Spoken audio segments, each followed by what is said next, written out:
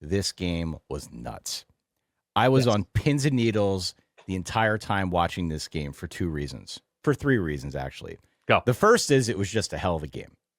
A lot of emotion. You could feel that coursing through the speakers in your television. The second is I picked Auburn outright. I think you picked Auburn outright as well. Did I? I can't remember for that far back. Continue. But we both were at least keen on Auburn to keep this one close and make a really good game out of it. Sure. Okay. So there was that side of it. And then just speaking personally, as somebody who has a rooting interest in Notre Dame, who I don't know what the committee is going to do with Miami after they knocked off Pitt. We will talk about that game. That took didn't place just earlier knock today. them off. Handled them. Yeah. Took care of Pitt. No big deal.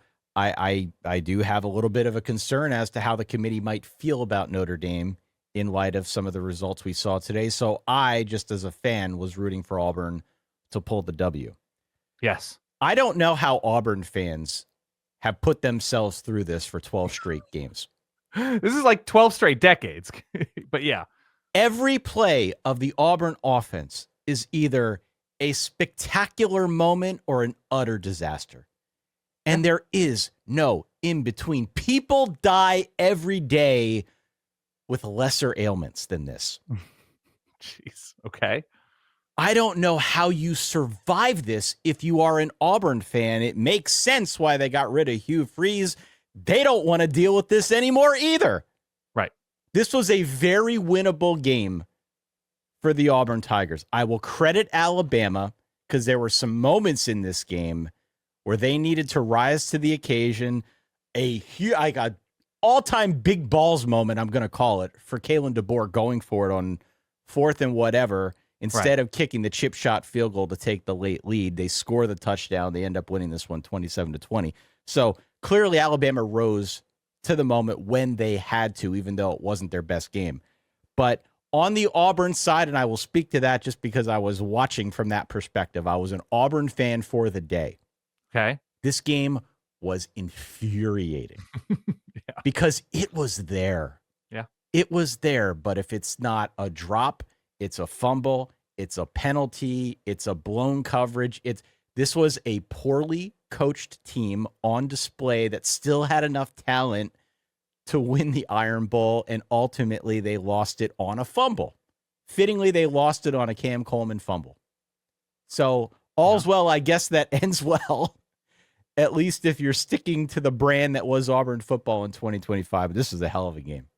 Man, you just think you can fire Hugh Freeze and get rid of that stank in your program in the same season?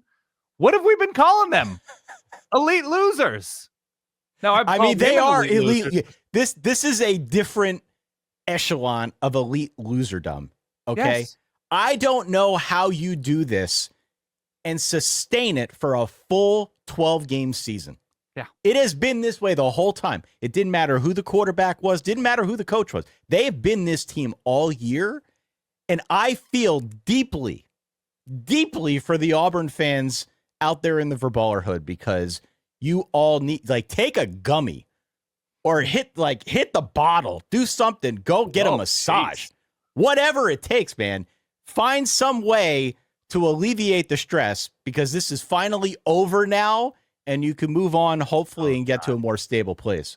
It's never over, Ty. We're about to have signing day next week. We're about to have the portal opening. We're about to have Auburn hire a coach. Ty, we're just starting. Being an Auburn fan is like somebody putting an air tag in your car without you knowing it, right? That you're just being followed by this misery.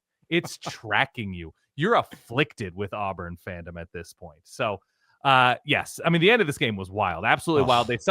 They lose the ball on the Cam Coleman fumble out of bounds. By the way, leading up to that point, they go down 17-0, then absolutely hound Ty Simpson in the Alabama offense. And he makes a couple of incredible plays. I think it was Isaiah Horton who had, 5 catches, 3 of which went for touchdowns. Yep. Just like an insane game on all levels. Jam Miller goes out hurt midway through this one. Alabama keeps sort of finding a way to outpace Auburn slightly. Auburn and Ashton Daniels keep sort of clawing back. And I think it was Simmons who was the receiver who was shining, sort of all or nothing plays for Auburn and able to move the ball some on the ground, but they keep clawing back. have an opportunity a couple times late in this game. Even after that fumble, they get a punt with like 20 seconds left after stopping Bama with an opportunity to at least get to midfield for a heave, completely muff the punt.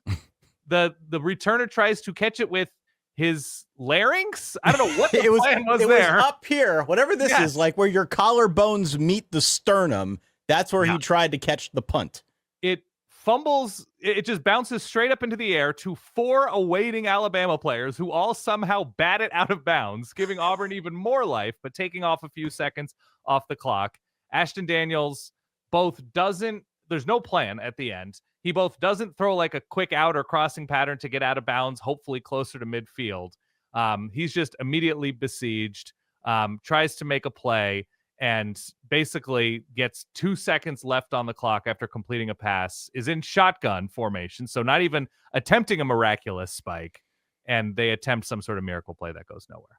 And there's the ending. There were some controversial calls and no calls in this game as well, as has very much been the theme of 2025 as well, if we are putting a bow on this thing. So this game had it all. Just whether you're a Bama fan, an Auburn fan, God bless you if you're an Auburn fan. Oh, my God. Or if you're a fan of the SEC or just college football in general, this was a hell of an ending. You love to see great endings. I think if you're an Alabama fan, you're walking through a car wash after that one, too. Oh, my God. Yeah. I'm not a fan of either team. I'm walking through a car wash. That was nuts. So your final score, 27-20. Alabama finishes the year 10-2. They are going to the SEC championship game for a rematch with the Georgia Bulldogs. That one's going to take place on Saturday at 4 p.m. Eastern time.